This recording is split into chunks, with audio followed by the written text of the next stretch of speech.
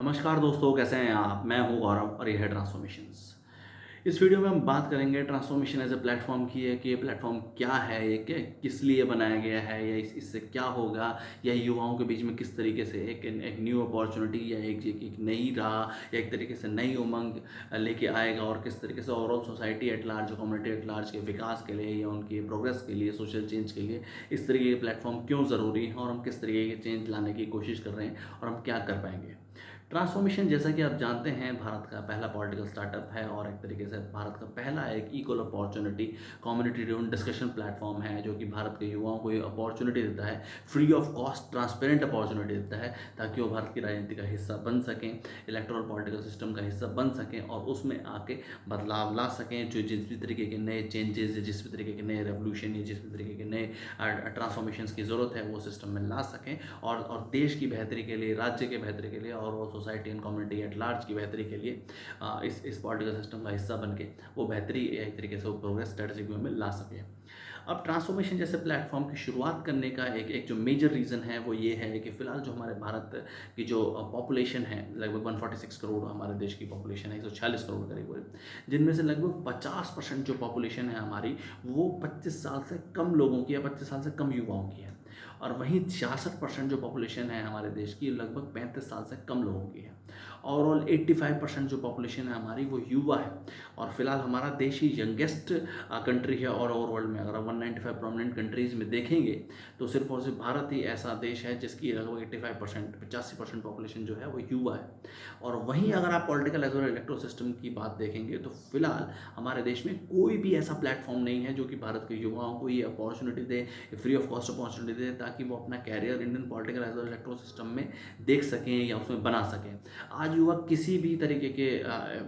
Sector में जा सकता है, किसी भी डिफरेंट डिफरेंट फील्ड्स में जा सकता है, अपना कैरियर बना सकता है, भले वो एजुकेशन फील्ड हो, टेक्निकल फील्ड हो, नॉन टेक्निकल फील्ड हो, इंजीनियरिंग हो, इंजीनियर बनना हो, डॉक्टर बनना हो, सीए बनना हो। पर अगर किसी को पॉलिटिकल सिस्टम का हिस्सा बनना हो तो उसको कोई भी इस तरीके का प्लेटफॉर्म नहीं मिलता या ऐसा कोई दिया जाता। ये सिर्फ और सिर्फ उन्हीं लोगों के लिए मेजरली रिजर्व है जो कि पॉलिटिकल बैकिंग से या पॉलिटिकल फैमिलीज से या एक तरीके से मनी एंड मसल पावर के सपोर्ट से आते हैं। एक नए युवा को अपने विचारों से, अपनी विचारधारा से, विजन से, पर्सपेक्टिव से कोई भी इस तरीके की अपॉर्चुनिटी नहीं दी जाती। तो ये एक मेन मकसद है हमारा इस तरीके के प्लेटफॉर्म को शुरुआत करने का, कि ताकि भारत के युवाओं को वो सब अपॉर्चुनिटी मिल सके, वो Indian political as well electoral system का भी हिस्सा बन सके, जिनके पास अपनी कोई विचारधारा है, कोई विजन है, कोई पर्सपेक्टिव है, कोई मिशन है, ताकि वो भारतीय राजनीति का हिस्सा बन के overall society at large, community at large का विकास कर सकें, भला कर सकें। अपने पर्टिकुलर रीजनल कॉन्स्टिट्यूंसी से वो अपना रिप्रेजेंटेशन करके अपने जो आम जनमानस की समस्याएं हैं जो वो डे टू डे बेस पे फेस कर रहे हैं, तो उनकी प्रॉब्लम को सॉल्व कर सकें। और फिलहाल जैसा कि आप जानते हैं, लगभग 85%, 85% ज़्यादा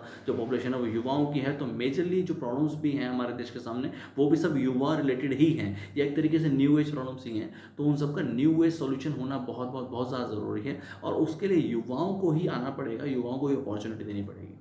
जैसा कि गुरु चाणक्य, जो कि मेरे गुरु हैं और हम सबके गुरु हैं, उन्होंने भी ऐसा बोला था कि अगर भारत देश का युवा भारत की राजनीति इसको अवॉइड करेगा या उससे नफरत करेगा, तो वो अपने अपने से कम योग्य और अपने से कम समझदार लोगों को ये मौका देगा कि वो उनको ऊपर आके राज कर सके। तो ये उसी तरीके का प्लेटफॉर्म है, ताकि भारत के युवाओं को ये फ्री ऑफ कॉस्ट अपॉर्चुनिटी मिल सके, एक ट्रांसपेरेंट अपॉर्चुनिटी मिल सके, ताकि वो एक तरीके से भारतीय राजनीति का हिस्सा बन सके। अब ये प्लेटफॉर्म किस तरीके से उन लोगों की मदद करेगा? तो देखिए, अब आज कोई भी युवा अगर अपनी पर्टिकुलर कॉन्स्टिट्यूंसी से या अपने एज ए पार्षद या काउंसलर या एज ए सांसद अपने एरिया से अपना रिप्रेजेंटेशन करना चाहता है, तो वो अपनी वॉइस, अपना विज़न, उनका क्या पर्सपेक्टिव है, उनका क्या विज़न है, किस रीजन से वो political as well electronic system का हिस्सा बनना चाहते हैं, या किस तरीके के चेंजेस या किस तरीके के बदलाव वो चाहते हैं, वो अपनी वीडियोज़ के थ्रू, इंटरव्यूज़ के थ्रू, जो कि हम खुद ही कंडक्ट करेंगे, हमारी टीम एक तरीके से कंडक्ट करेगी ओवरऑल, और उन सब का एक तरीके से वॉइस दिखाने का काम करेंगे, ताकि उनका जो पर्सपेक्टिव है, उनका जो विज़न है, वो आम जनमानस तक, आम जनता तक पहुंच सके। क्योंकि देखिए, अगर कोई भी इंटेलेक्चुअल या कोई भी युवा इस तरीके की फील्ड में आना चाहेगा, तो उसको उतना मनी मसल पावर मार्केटिंग के लिए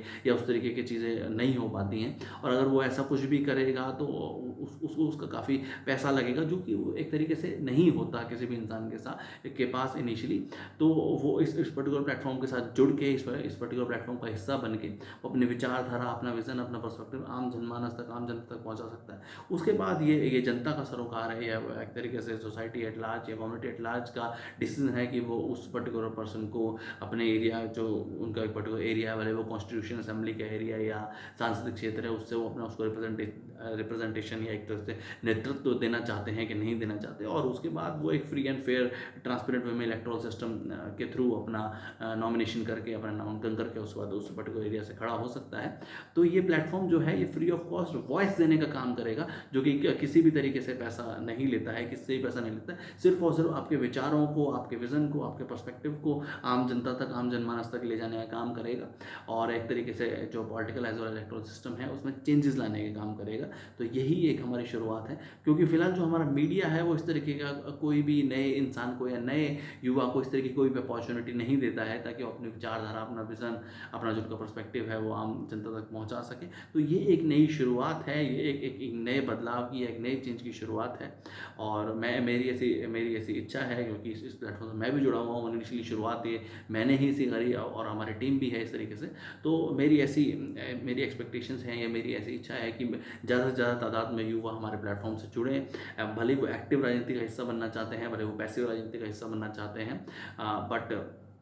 जैसे कि मैं इसमें एक और भी कोट करना चाहूँगा कि गुरु चाणक्य ने यही बोला था कि या तो आप राजनीति का हिस्सा हो सकते हैं, या तो आप राजनीति का शिकार हो सकते हैं। तो आप राजनीति का हिस्सा बनिए, अगर आप हिस्सा नहीं बनेंगे तो आप शिकार होंगे। जिस तरीके से इसका एक प्रोमिनेंट एग्जांपल मुझे याद भी आया कि जिस तरीके से आप देख रहे हैं कि अभी एसएससी के प्रोटेस्ट चल रहे हैं पूरे देश में वाइडली, और इससे पहले यूपीएससी के प्रोटेस्ट चले, रीजनल, स्टेट लेवल पे एडमिनिस्ट्रेटिव सर्विसेज के प्रोटेस्ट चलते रहते हैं। किस तरीके से टाइम से एग्जामिनेशन के नोटिफिकेशन नहीं आते, या उसके बाद एग्जामिनेशन नहीं होते, पेपर लीक होते हैं, और भी इस तरीके की काफ़ी सारी खामियां जो युवा फेस कर रहे हैं। अब इस तरीके की समस्याएं जो हैं वो पॉलिटिकली ही सॉर्ट आउट की जा सकती हैं। और जब तक नए लोग, या एक तरीके से इंटेलेक्चुअल लोग जो इस तरीके की युवाओं की परेशानियां समझते हैं, जो जानते हैं कि युवा किस तरीके की कंडीशन फेस कर रहा है, घर से भी स्ट्रगल है, फाइनेंशियल इश्यूज भी हैं, और अपने उनके ज्ञान की, उनकी शिक्षा की कोई ऐसी वैल्यू भी नहीं है, और सरकारें भी उनकी बात नहीं सुनती, तो जाए कहाँ। इस तरीके का प्रॉब्लम का सोल्यूशन तभी हो सकता है जब हमारे पास एक बेटर एडमिनिस्ट्रेशन हो, बेटर लेजिस्लेटर हो, ताकि ओवरऑल सिस्टम को स्ट्रेटेजिक वे में इम्प्रूव किया जा सके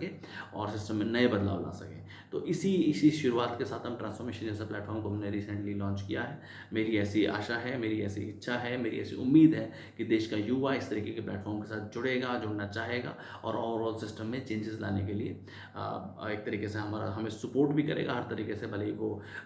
फाइनेंशियल सपोर्ट हो, या एक तरीके से ओवरऑल हमारे जो मैसेज है, हमारे जो विचार हैं उनको आगे तक शेयर करने के लिए, या ओवरऑल सब्सक्रिप्शन के लिए। तो इसी उम्मीद के साथ जय हिंद, जय भारत।